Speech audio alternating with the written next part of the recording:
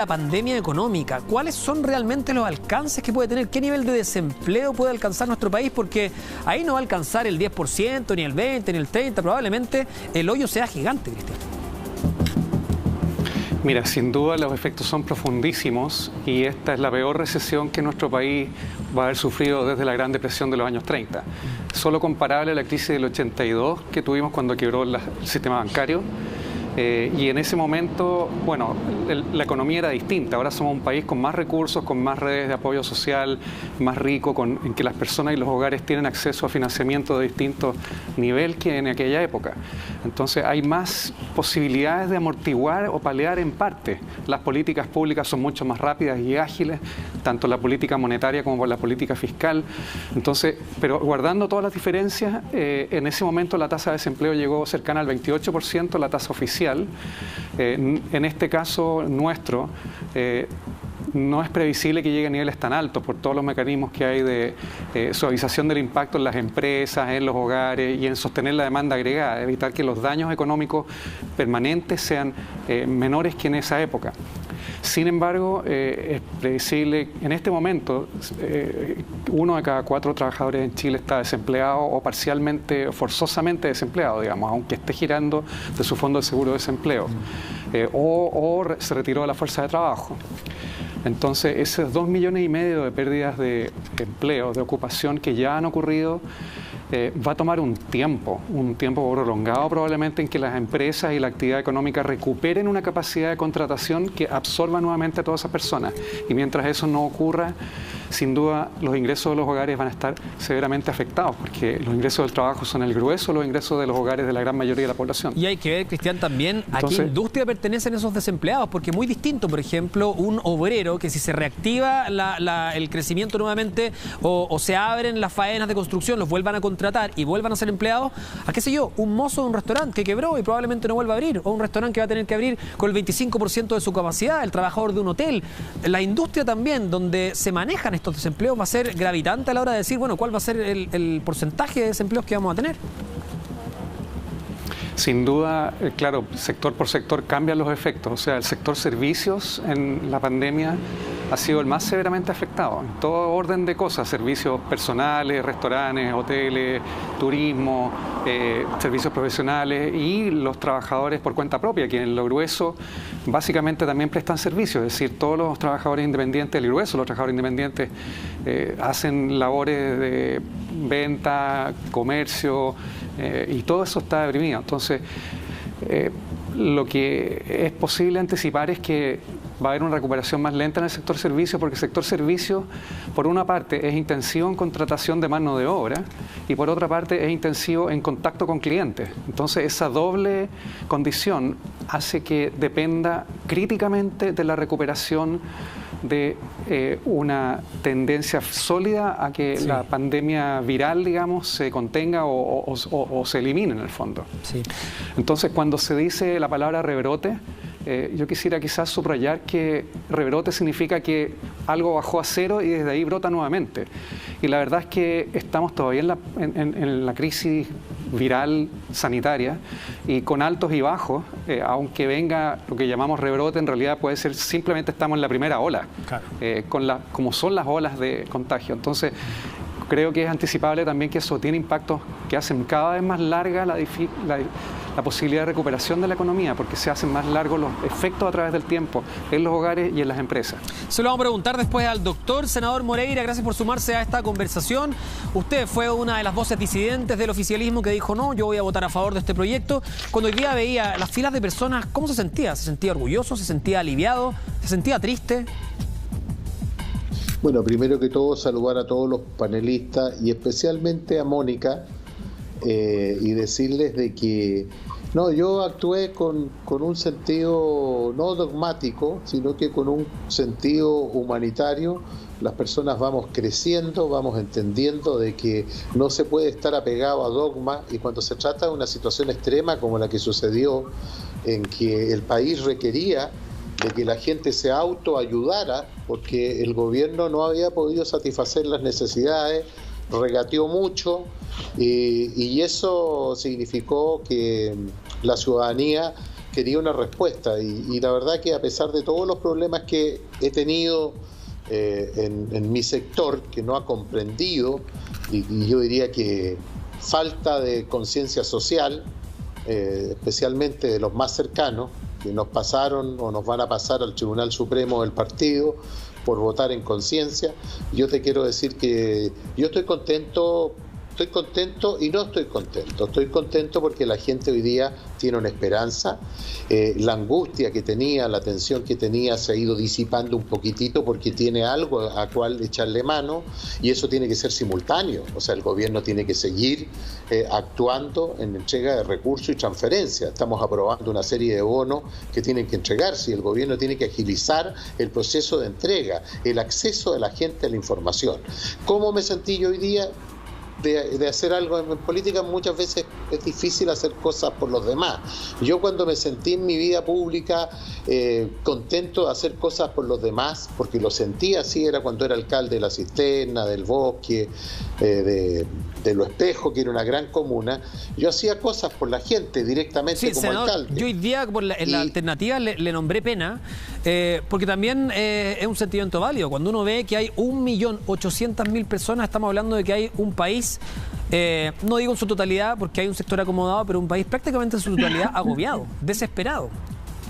El país está desesperado. Y mire, yo siempre, usted sabe que yo he sido crítico muchas veces con algunos conceptos de la izquierda y del Partido Comunista, que ellos siempre se apropian de la democracia, de los derechos humanos, pero del hambre, el pueblo tiene hambre.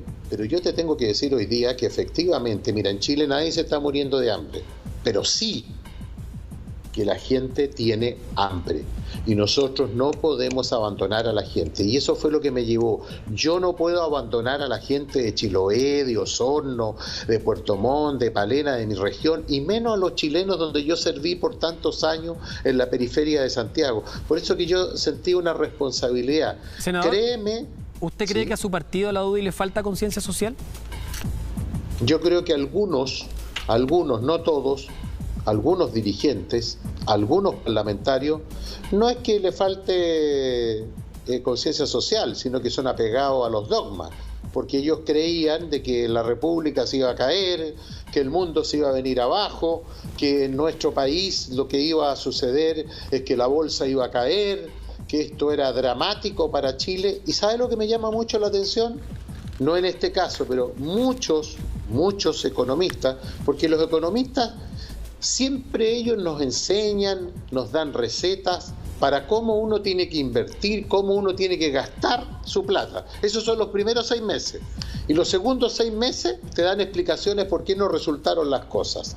Aquí resultaron las cosas porque todos hoy día sostienen de que esos 14.000, 15.000 o 18.000 millones de pesos van a entrar a la economía, van a reactivar a la economía, y en la medida que se produzca el desconfinamiento vamos a poder atraer a esa gente para que pueda ir a los negocios, a un supermercado, a un restaurante, aunque esté con capacidad de 25 o 50% de ocupación. En las redes sociales nos preguntan, senador Moreira, bien por el voto, pero ¿va a ir a favor ahora del impuesto contra los súper ricos?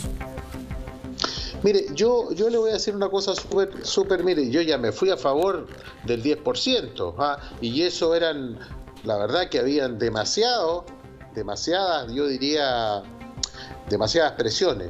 Aquí no se trata, si quieren un debate tributario, yo estoy dispuesto, pero también tengo una responsabilidad que este famoso impuesto a los súper ricos no ha dado resultados en nuestros países. Un antecedente. Segundo antecedente, ¿vamos a ahuyentar a los empresarios en este minuto para que den trabajo? Porque si nosotros les cobramos el 1%, no vamos a solucionar el problema del empleo. Entonces, esto hay que analizarlo en el Congreso. Yo siempre voy a estar abierto a todo, pero firme en mis convicciones. Y lo que yo quiero señalar que hoy día tenemos que buscar, necesitamos crear incentivos a la inversión para la contratación de gente. Y lo que no me está gustando a mí de esto, se lo digo derechamente, es que una cosa es iniciar un debate tributario. Ni un problema. Si eso es lo que quieren, ni un problema. Pero empezar a aprovechar a esta emergencia para estatizarlo todo, yo creo que es un aprovechamiento claro. Ahora, este tema, cuando llegue al Senado, lo veremos, lo conversaremos. Pero ojo, nosotros necesitamos generar inversión, confianza. Ahora, si usted me dice que en otra situación del país, no en pandemia, si usted me dice que en el momento del estallido social, se lo planteo derecho, era necesario un impuesto a los súper ricos, yo lo voy a decir al tiro que sí, porque la necesidad era distinta. Pero ahora en que necesitamos darle una confianza para invertir a los empresarios, ojo con lo que estamos haciendo. Sí, no hay que confiarse tal vez porque el descontento no es que se haya ido, sigue ahí y vamos a ver también cómo evoluciona en los próximos meses. Le voy a preguntar a usted, doctor Said, al regreso a esta pausa brevemente, que me responda si cree que parte de una eventual nueva recaudación tiene que ir a manos de la salud, si es que se hace necesaria más plata para poder soportar, por ejemplo, pandemias como la que estamos viviendo. Y también a Mónica González le quiero preguntar si es que cree que el país se va a hacer más pobre, si es que va a aumentar realmente el concepto de pobreza, porque hay muchas personas de la clase media que hoy día no se van a poder volver a parar. Nos vamos a una pausa y seguimos con más Contigo en Directo acá en Chilevisión. Estamos de vuelta con más Contigo en Directo este día jueves 30 de julio con nuestro amplio panel. Conversamos con el doctor Juan Carlos Said, con Cristian Echeverría, director del Centro de Estudios de Economía de la Universidad del Desarrollo, con Matías Walker, diputado. Se nos fue ya el senador Francisco Chaguán, pero se incorporó a la conversación el senador Iván Moreira, y también con la Premio Nacional de Periodismo Mónica González. Gracias por estar acá en Contigo en Directo. Le dejé la pregunta hecha al doctor, así que vuelvo con él. Doctor, ¿usted cree que falta inversión en salud de acuerdo a cómo hemos enfrentado la pandemia, por ejemplo? A ver, creo que claramente acá salud tiene que entrar al debate impositivo. Yo lo que le propondría acá a los políticos presentes es pasar del impuesto a los súper ricos al impuesto a los súper dañinos. Acá tenemos que hablar de mejorar nuestros impuestos en tabaco, alcohol y diésel. Esos son los responsables de muerte en nuestro país. Solo para que te des una idea, nuestra pandemia ha matado a 14.000 chilenos. Sin embargo, el tabaco mata todos los años a 17.000 chilenos. El alcohol mata a 19.000 chilenos. La polución mata a 6.000 chilenos. Esas pandemias se repiten todos los meses, todos los años. Y sin embargo, los proyectos clave que permitirían, mediante recaudación de impuestos y mayor regulación, detener el avance de estas pandemias en el país, duermen en el Congreso. Te pongo un ejemplo. El proyecto que regula el acceso a tabaco a menores e iguala nuestra legislación a la que tiene, por ejemplo, el Reino Unido y Australia, duerme en el Congreso. ¿Y por qué es importante? Porque tanto como el 17% del gasto en salud se termina destinando, viene producto de enfermedades asociadas al tabaco. Cáncer, enfermedades cardíacas, accidentes cerebrovasculares. Entonces, ¿quieren ayudar al sector salud? No hay duda, pongan impuestos a los súper dañinos, hagan que estos impuestos sean adecuados y mejoren la regulación. Y dejemos que, de una vez por todas, no sea el lobby el que se imponga sobre la salud de las personas, que desgraciadamente en los últimos 10 años pareciera ser así, dado la laxa regulación en que, por ejemplo, los cigarrillos electrónicos en Chile no pagan impuestos, siendo que son causa de enfermedad y muerte, y desgraciadamente no hay ninguna regulación al respecto. El proyecto de ley que regula tabaco está hace 2 años parado en el Congreso. Nuestro impuesto al alcohol tampoco ha tenido mayores cambios. Y el diésel, ¿para qué decirlo? O sea, el diésel paga 1/4 del impuesto que paga el resto de la benzina, y sin embargo el diésel produce partículas PM2,5, que son partículas que son probados cancerígenos, que están contaminando el aire de Santiago, que son responsables especialmente de muerte en las comunas más pobres. Quiero hacer un énfasis en eso, porque en general los pobres no son los que más contaminan, pero sí las mayores víctimas de la polución, dado que viven, por ejemplo, en zonas que son las intersecciones de avenidas o en zonas más industriales, en donde se ven más afectados por esta polución. Y de hecho, por ejemplo, en Santiago, una comuna como Cerrillos, por ejemplo, pasa 3 veces más días bajo límites que están fuera de la norma OMS de polución que una comuna como Las Condes. ¿Queremos cambiar eso? Bueno, hay que entrar en los súper dañinos, hay que actuar en mejorar nuestra política de impuestos en tabaco, en alcohol y en diésel. Sí, doctor, muy interesante lo que nos dice, por supuesto. Sí. Ahí también tenemos 2 parlamentarios en el panel. Es interesante porque Mónica también hace un rato nos deslizaba esta idea de las discusiones ideologizadas. Uno entiende también por qué los proyectos duermen durante tantos años en nuestro Congreso. Nos vamos a ir a una pausa, tienen que perdonarme, me juntaron 2 cortes comerciales, volvemos de inmediato y seguimos con este debate acá en Contigo en Directo. Estamos en Contigo en Directo, estamos ya en los últimos minutos del programa, pero quiero darle la palabra a Mónica González a propósito también de lo que había dicho el doctor respecto a la salud del país y este impuesto a los súper dañinos, Mónica. O sea, me encanta el concepto, pero digamos que los súper dañinos existen porque hay corrupción, porque el lobby se llama financiamiento ilegal de la política, que es lo que hemos tenido en los últimos años y que no hemos atacado como se debe. Eso también significa poner entre los súper dañinos a los expertos tributarios de cuello y corbata que se pasean por todo el país, enseñándole a los súper ricos, a los más ricos, cómo evadir impuestos. Entonces, no es lobby, es cooptación, es corrupción. Clarísimo. Frente a una pandemia que hoy día no se pone al descubierto, 4 de cada 5 hombres que deben pagar pensión alimenticia no la pagan, dejando a miles de mujeres en la pobreza. Entonces, tenemos una situación de emergencia nunca vista en pobreza. Sí. Necesitamos atacar la corrupción y a los súper dañinos. Sí, diputado Walker, 20 segundos que se me da el programa. No, simplemente decir que tal como puse en tabla el proyecto del retiro anticipado de los fondos provisionales, voy a poner en tabla el proyecto del impuesto a los súper ricos, y porque necesitamos más financiamiento para pensiones, para salud, para vivienda, y contarle al doctor Said que ya aprobamos un aumento de estos impuestos a productos que producen externalidades negativas el año 2014 durante el gobierno de la presidenta Bachelet, y como él sabe, estos impuestos son de iniciativa exclusiva del gobierno, en este caso del gobierno del presidente Piñera. Pero la última presidenta que lo hizo, la presidenta Bachelet, ya aprobamos el aumento de sus impuestos en el Congreso. Sí, se nos va el programa, senador Moreira, 20 segundos literal, tengo que cerrar. Cumplo con los 20 segundos. Solo decirte de que tenemos que abrirnos a los cambios, y eso no significa debilitar nuestras convicciones. Es la oportunidad de llegar a acuerdos, es lo que demanda el país. Aprovechemos esta pandemia para unirnos y buscar estrategias y políticas públicas que permitan dar solución precisamente a lo que reclama la ciudadanía y reclamó en el estallido social. No más desigualdad, y creo que es muy importante que no por aprobar este tipo de proyectos de ley uno significa que dejó de ser de derecha o dejó de ser de centro derecha. Hay cuestiones humanitarias que no tienen color político, y hoy día es cuando no podemos abandonar a todos los chilenos que están sufriendo. Me están retando, así que los despido así a todos de forma general. Muchas gracias a cada uno por su tiempo, por haber participado de Contigo en Directo. Que tengan muy buenas tardes. Gracias a ustedes también por acompañarnos, y ahora los dejamos con un capítulo de La Divina Comida. Nos encontramos mañana nuevamente.